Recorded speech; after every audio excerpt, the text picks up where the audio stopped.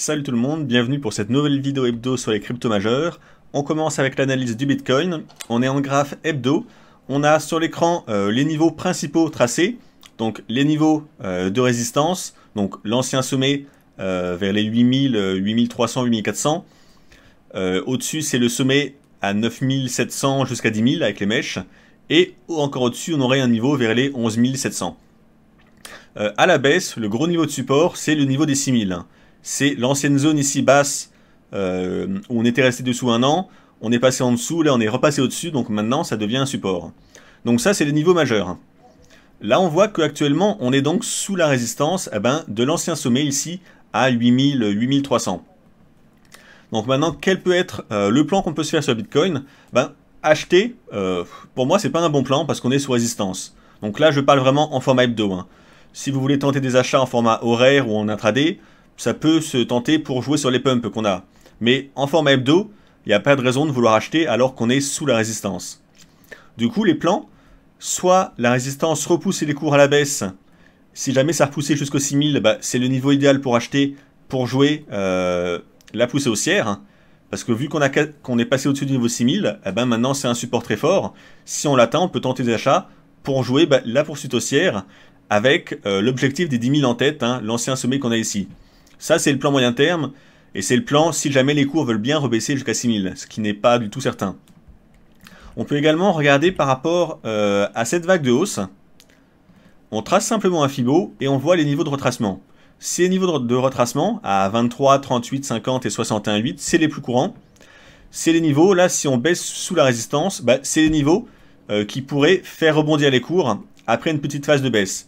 Donc le 23 ou le 38, et des rebonds dessus. Donc ça, il faudra voir en temps réel si ça baisse. Est-ce qu'on a des patterns de reprise haussière sur ces niveaux?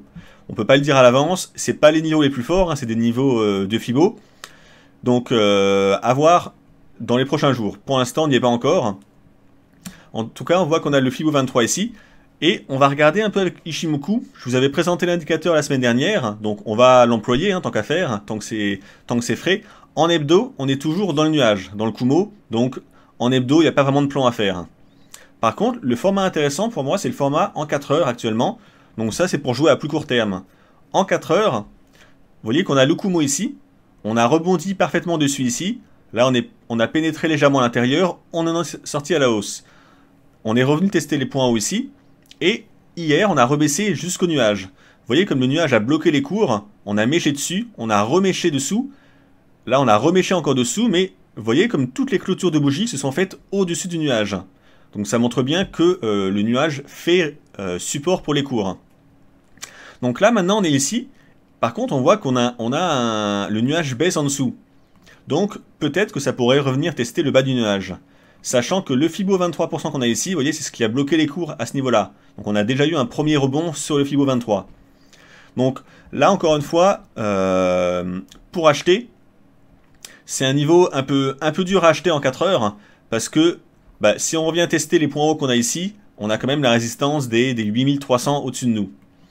Et ce qui me gêne, c'est que vu qu'on n'a plus le nuage sous les pieds ici comme on avait à ce niveau-là, si les cours baissaient, les cours pourraient rebaisser potentiellement jusqu'à 7360, jusqu'au petit creux. Et il faut savoir ici qu'avec l'Ichimoku, l'épaisseur du nuage est à prendre en compte. Ça veut dire qu'un nuage qui est très épais comme ici, il va être très dur à traverser à la baisse. Parce que c'est un niveau de support très large. Par contre ici, ce qu'on voit c'est que le nuage est très fin. Les nuages très fins, ou alors les twists c'est les croisements du nuage comme ça, avec le changement de couleur, c'est des parties du nuage très fines et donc très faciles à traverser. Donc là c'est pas un twist mais c'est une partie très fine. Donc pour moi il va falloir voir l'évolution à court terme pour la suite. Si jamais les cours baissent tant qu'on est au-dessus du nuage, il n'y a pas de souci pour la tendance haussière. Si on repasse en dessous par contre, là ça pourrait indiquer un début de tendance baissière, donc une correction haussière plus profonde. Et si jamais les cours avancent et qu'on franchit cette partie très faible en latéralisant comme ça, là je serais un peu plus rassuré pour la hausse, parce que là on voit que le nuage commence à être un peu plus épais que ici. Donc là il serait plus fort pour faire rebondir les cours. Donc là il va falloir voir avec les prochains jours ce que vont faire les cours.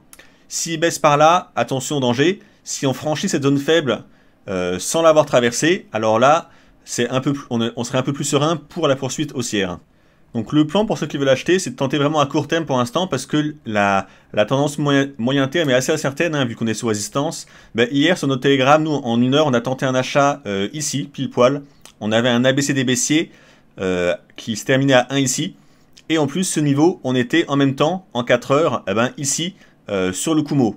Donc on tente des petits achats comme ça à court terme. Si ça pump à la hausse, comme ça le fait depuis des jours, tant mieux pour les achats à court terme. Et si jamais ça ne rebondit pas et que ça baisse plus, on sort rapidement, ça va pas coûter grand chose. Et on a géré le risque. Ce qu'on peut voir maintenant pour essayer de se placer, c'est d'une part le nuage en 4 heures que je vous ai montré avant. Et on peut essayer de tracer, alors là on va passer en graphique Enkinashi pour épurer un peu le graphique. Ce qu'on peut voir, c'est qu'on a une espèce de triangle symétrique. Si on prend plutôt les corps des bougies que les mèches extrêmes, on a un espèce de triangle comme ça, symétrique. Donc les triangles symétriques, c'est des figures de continuation d'un point de vue statistique. Ça voudrait dire qu'on a plus de chances d'en sortir à la hausse, et ça voudrait dire qu'on va continuer la hausse après. Mais tant qu'on ne l'a pas cassé à la hausse, il n'y a pas de signal. Mais tant qu'on est dans ce triangle, ce qui est intéressant, c'est que le bas du triangle, vous voyez, correspond à peu de choses près au Kumo en 4 heures qu'on a. Donc ça fait un peu un double support. Donc ça peut être pris comme la zone, soit une zone d'achat en soi. Donc encore une fois, la partie faible, j'aime pas trop, mais si on testait peut-être par ici, avec peut-être une petite mèche en dessous, ça pourrait être un bon niveau pour tenter un achat agressif, pour jouer la sortie haussière du triangle à terme. Donc ça serait vers les 7500 en fait. Sachant qu'on a également un plat ici de Kijun en bleu. Donc les plats de Kijun ici, c'est des niveaux horizontaux de support et de résistance un peu plus forts que quand la Kijun n'est pas à plat. Donc là, les 7500, c'est un bon niveau. Par contre, si on passe sous ce triangle, ça veut également dire qu'on a cassé le Kumo à la baisse. Donc si on passe dessous, par contre, là, je ne chercherai plus d'achat, parce que ça voudrait dire qu'on risque de baisser encore plus et d'avoir une vraie correction un peu plus importante. Donc la correction, vous retracez simplement votre Fibo comme ça, hein. Si on casse le triangle à la baisse, peut-être qu'on pourrait chercher le Fibo 38 avec le Kumo en journalier qu'on a. Ça pourrait être un objectif. Et là, on se mettra à rechercher des achats si on a un signal de reprise haussière. Donc voilà pour le Bitcoin qui n'est pas forcément évident à trader en ce moment à moyen terme. En tout cas, on a assez peu de signaux. Donc là, il faut vraiment tester du court terme et espérer, si vous achetez, que ça pump. On va regarder l'Ether en dollars en format hebdo. En format hebdo, il y a vraiment 3 niveaux clés actuellement. Il y a les 160, c'est un niveau qu'on avait recommandé pour acheter il y a quelques semaines de ça. Il y a les 255, c'est une résistance, et les 365 en résistance encore au-dessus. Donc ça, j'avais déjà montré, hein, ces niveaux de résistance, c'est ce Fibo de baisse, avec le retracement à 23 et à 38%. Et en plus de ces niveaux de Fibo, on a des niveaux chartistes assez clairs, hein, avec des points bas et des points hauts sur les deux niveaux. Donc c'est pour ça que c'est des résistances à la hausse. Et actuellement, on est à 255, on est sous la résistance. On a eu la clôture hebdo d'ailleurs sous la résistance, enfin légèrement au-dessus, mais on ne peut pas dire qu'on l'a vraiment franchi à la hausse. Donc là, on est sous résistance. Donc sous résistance, il y a deux scénarios, hein, c'est basique. Soit la résistance fait effet, ça rebaisse, soit on la casse et ça continue à monter. Si on la casse, l'objectif c'est les 365. Par contre, si ce niveau est rejeté par les prix, on peut baisser potentiellement jusque à ce petit canal haussier en bleu qu'on avait cassé ici. Donc ça pourrait arriver, hein, parce que là on a fait un breakout haussier du canal, on arrive sous résistance, les cours rebaissent, et ils peuvent rebaisser, revenir tester le canal, donc faire un throwback théorique, et repartir à la hausse par la suite. Du coup, ce que vous pouvez faire pour moi si vous êtes en position, ça dépend déjà de votre prix d'entrée. Si vous avez acheté à 160, comme on en parlait il y a quelques semaines déjà, là, je vous conseille éventuellement de prendre quelques bénéfices parce que c'est une résistance, mais de garder une bonne partie de votre position ouverte, parce que même si on rebaisse ici, là ça nous ramènerait vers les 200, vous seriez toujours sous les cours, et vous pourriez jouer le rebond. Donc si vous avez acheté à 160, je vous conseille de prendre éventuellement une petite partie des bénéfices, mais d'essayer de tenir la position jusqu'à l'objectif des 365 à terme. Donc ça c'est pour du moyen terme. Si vous avez acheté par contre vers les 200, comme on avait proposé la semaine dernière, Pour ceux qui étaient en retard, on avait proposé un achat, je crois, dans les 205 à la cassure ici. Dans ce cas-là, ça veut dire que si on rebaisse vers les 200, vous allez vous retrouver à 0. Donc si vous avez acheté 200, ce que je vous conseille, c'est de prendre une bonne partie de vos bénéfices sur ce niveau à 255. Si ça rebaisse à 200, vous reprendrez des achats pour jouer les 365. Mais prenez des bénéfices ici, parce que si ça rebaisse, votre achat qui est actuellement gagnant va repasser à 0. Donc il faut mieux sécuriser des gains. Et si vous n'êtes pas encore à l'achat, le niveau n'est pas intéressant pour acheter. On ne va pas acheter sous résistance à 255 parce qu'on ne sait pas si elle va être cassée ou pas à la hausse. Si elle n'est pas cassée et qu'on rebaisse à 200, là vous pourrez prendre un achat à 200, mais n'achetez pas sous résistance, c'est pas logique. Et c'est pas bon en termes de gestion du risque. Donc voilà, on ne peut pas prédire si la résistance va être cassée à la hausse ou à la baisse. Ça, personne ne peut vous dire on va la casser, on va aller chercher les 365.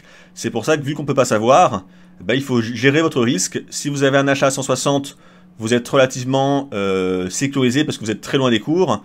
Si vous avez un achat à 200, ça pourrait rebaisser à 200, donc prenez des gains.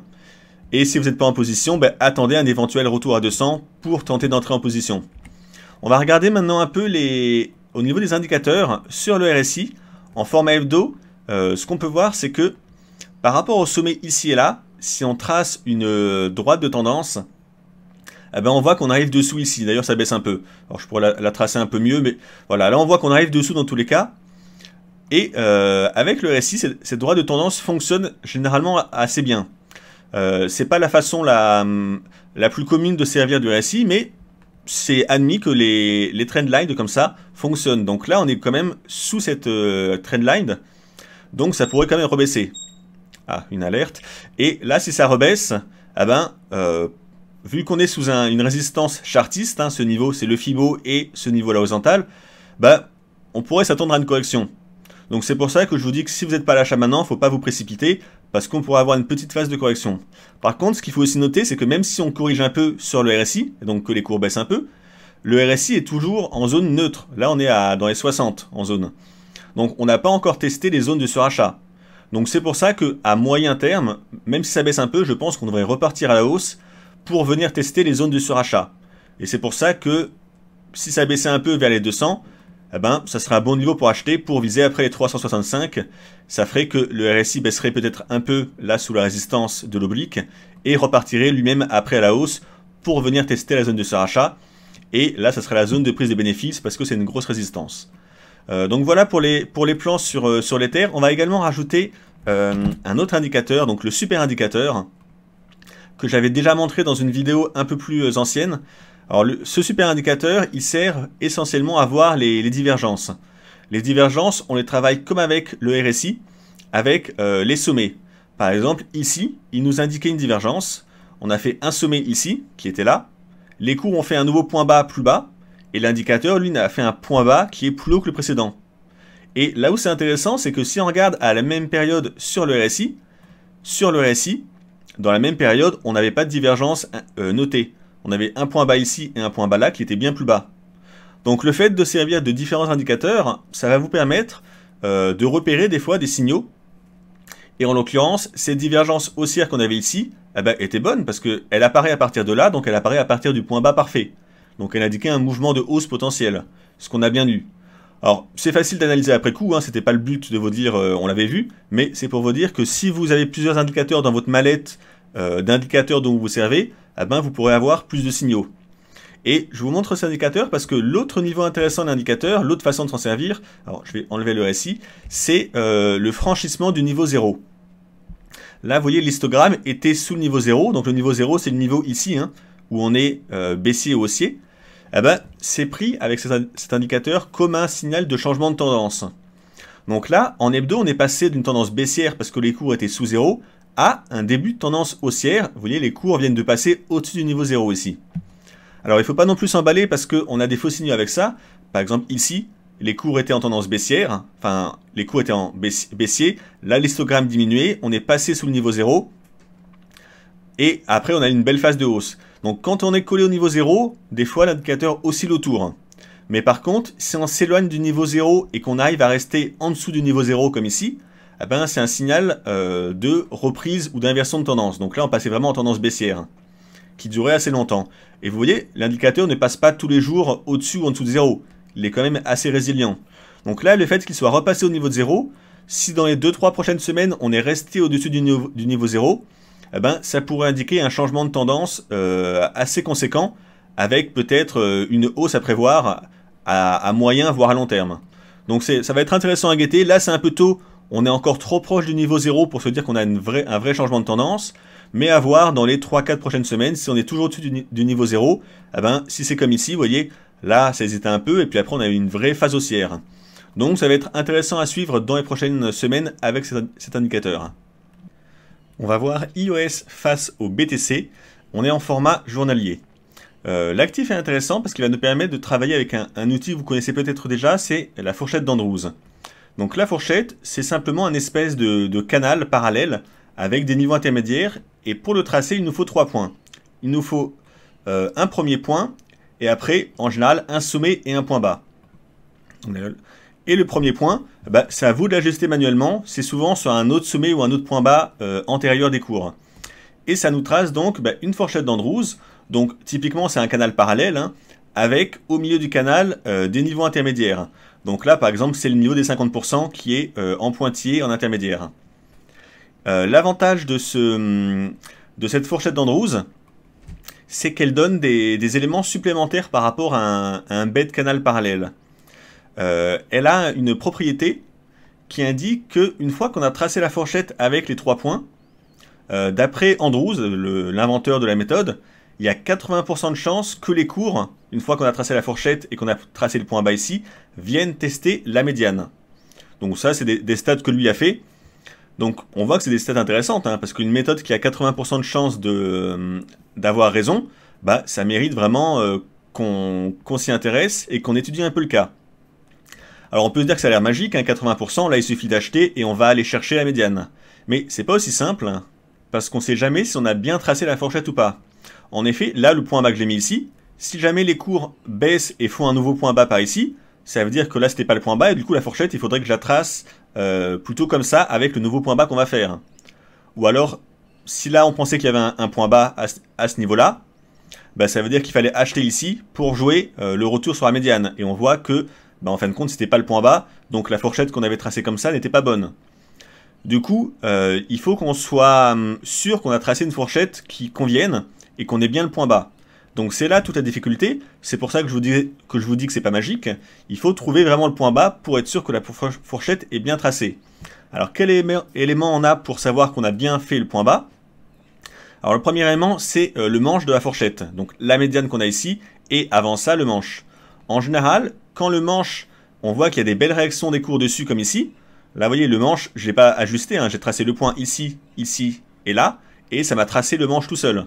Le manche, là, on voit qu'on a une parfaite réaction des cours dessus. Donc déjà, ça, c'est un élément, quand on voit qu'il y a des réactions sur le manche, ça veut dire que le marché a tendance à prendre en compte cette fourchette. Donc c'est déjà un élément qui nous rassure. Après, l'autre élément, c'est cette ligne ici, de la fourchette. On voit que les cours ont oscillé autour. Donc ça, c'est encore un élément plutôt bon pour se dire que la fourchette est bien reconnue par le marché. Mais ça reste un peu fragile, tout ça, comme élément, pour être sûr qu'on a fait le point bas. Donc, l'autre élément, c'est de se dire qu'on ne sait pas si on a fait le point bas, et d'attendre dans ce cas-là qu'on refasse un test de l'oblique ici. Si on fait un test de cet oblique ici, et que les cours se mettent à rebondir dessus, ici, ça voudra dire qu'on a bien tracé la fourchette, parce qu'on aura fait le point bas ici. Si les cours rebondissent ici, ça veut dire qu'ils réagissent à l'oblique basse de la fourchette. Donc là, on pourra se dire avec une bonne certitude que la fourchette est bien prise en compte par le marché, parce qu'on aura eu 2 points de contact ici et là. Et à partir de là, si on voit qu'il y a un début de rebond qui se forme ici, sur le bas de la fourchette, avec le deuxième test, on pourrait tenter de passer à l'achat pour jouer cette règle des 80% avec un objectif sur la médiane.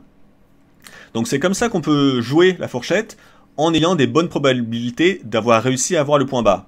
En plus, dans notre cas ici, on a un support ici chartiste, c'est les points bas ici, point haut ici, et le point bas qu'on a fait ici avec déjà une prémisse de rebond.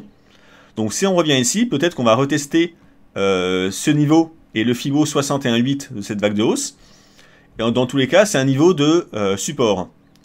Donc si ça rebondissait ici, on pourrait essayer de jouer la fourchette d'Andrews avec la règle des 80%. Et il y a une autre règle avec les fourchettes, c'est la règle des boîtes. Donc on appelle ça la boîte de Steen. C'est un peu comme la théorie des cycles, pour ceux qui connaissent. On estime qu'on a un premier cycle comme ça. Donc c'est le début de la fourchette et le premier point de la fourchette. On a un deuxième cycle comme ceci. Donc là on avait un cycle haussier. Là on a un nouveau rectangle avec un cycle baissier. Et en fait on va prendre le plus grand de ces deux rectangles. Donc là c'est le premier. Et on va le reporter au point bas de la fourchette, donc ici. Et on estime que l'objectif de la médiane, donc un retour sous la médiane d'après Andrews, doit être atteint dans la boîte temporelle la plus grande. Donc au plus tard, ça doit être atteint ici en septembre. Alors ça ne veut pas dire que ça va l'atteindre ici, hein, mais ça veut dire que si jamais en septembre on n'a pas atteint cet objectif, il y a des grandes chances que ça soit invalidé et qu'on n'ait pas tracé une bonne fourchette. Donc voilà, là c'est une petite astuce, et on voit que le temps est assez large. Des fois, vous verrez, vous aurez des boîtes temporelles beaucoup plus courtes, qui seront peut-être de cette taille-là. Et donc là, vous pourrez vous dire, si on arrive ici et qu'on n'a toujours pas atteint la médiane, c'est que ça invalide un peu ce qu'on a vu avant, et les cours pourront peut-être baisser. Dans tous les cas, voilà, c'est à guetter sur l'iOS. Si jamais on teste le point bas ici, alors idéalement, si on reteste le Fibo 61.8 à 72.86, c'est le niveau à guetter pour voir si on a un rebond. Soit vous achetez agressivement avec un stop un peu sous les points bas, soit si vous voulez être plus prudent, vous attendez de voir si on va bien rebondir sur le bas de la fourchette d'Andrews. Et quand on a un début de rebond, vous passez à l'achat avec un stop sous les points bas toujours, hein, et vous visez le retour sur la médiane. Ça fait un bon ratio rendement-risque et ça peut faire un trade qui va être très rémunérateur, hein, parce que si on atteint la médiane par ici, ça nous fait un trade avec des belles espérances de gain. Et on va finir avec le BAT face au Bitcoin en format hebdo. On arrive sur un niveau intéressant. Alors d'une part, on a une tendance plutôt haussière, hein. Là, il y a une grande zone de congestion pendant des mois et des mois. On en est sorti à la hausse. Donc on a fait un nouveau point haut. Les points bas sont bien alignés à la hausse depuis le départ. On a une oblique de tendance qui supporte les cours un peu plus bas. D'un point de vue graphique ici, on a cassé ces anciens points hauts, ici en clôture de bougie hors mèche, et là on est en train de reprendre appui dessus. Là c'est la troisième semaine où on est dessus, on débute donc la troisième semaine. Donc là on est sur un niveau de support chartiste. En plus de ça, ce qu'on peut voir, c'est qu'on a une figure harmonique, ce qu'on appelle un cipher. Donc je le trace à l'écran, c'est comme ceci. Le cipher, je vais vous montrer le pattern théorique, c'est dans ce sens, voilà, tac, tac, tac, tac, un espèce de M, avec le point C au-dessus du point A, et à la fin, on a un point D à 786% donc de Fibonacci par rapport à X. Et ça, c'est un pattern acheteur qui indique une hausse à venir. Donc là, si je reprends ici notre figure, et que je trace simplement un Fibo comme ça, le 786 est ici. Vous voyez, c'est ce qu'on a touché pile poil avec la mèche. Donc là, on a complété le pattern acheteur, Harmonic Pattern Cipher. Donc je me dis que ça pourrait être un niveau de rebond. C'est à la fois un niveau chartiste avec l'ancien point haut, à la fois le pattern est complété. Et ce qui me gêne un peu par contre, c'est qu'on n'a pas encore testé l'oblique ici, l'oblique de support. Donc dans un monde idéal, si les cours latéralisaient comme ça encore quelques semaines et tester l'oblique en restant dans la zone, ça serait le niveau parfait. Mais cela dit, le niveau là est déjà pas mal, hein, pour ceux qui veulent tenter d'acheter, idéalement si on reteste le 786 à 43,46 avec un stop un peu en dessous. Alors un peu en dessous, soyez pas trop radin.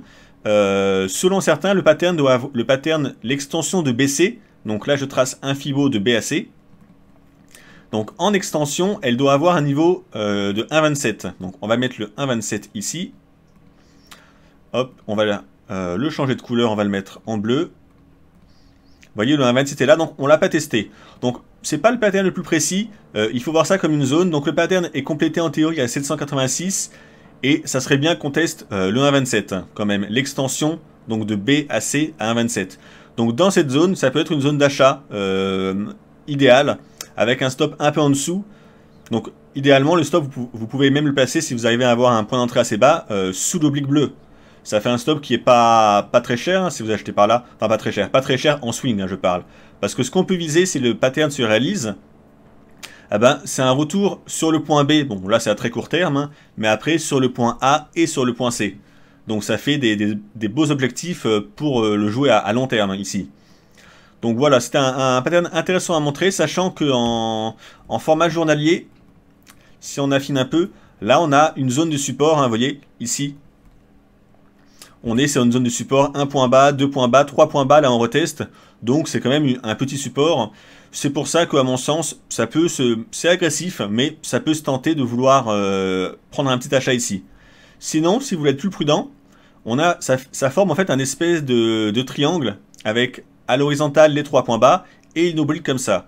Donc ceux qui vont être prudents, si jamais on casse cette oblique à la hausse, ça peut être un signal d'achat. Donc vous n'aurez pas le meilleur prix du pattern par rapport à si vous aviez acheté ici, mais vous aurez plus de conviction. Parce que même sans parler du pattern, si on casse cette oblique en bleu à la hausse, eh ben, c'est un signal d'achat parce qu'on a cassé une résistance à la hausse. Et juste un petit mot sur le Néo qu'on avait proposé il y a 2 semaines avec une entrée ici dans le rectangle. Ben, l'objectif a été atteint, quasiment 50%, un peu moins via cette mèche. Donc là maintenant on est sorti. Je l'avais remontré la semaine dernière, mais il n'y avait pas de point d'entrée intéressant. Même si ça explosait à la hausse, c'était pas prévisible qu'on allait l'exploser comme ça. Dans tous les cas, voilà, le trade est bouclé pour nous, donc neutre maintenant sur le Néo.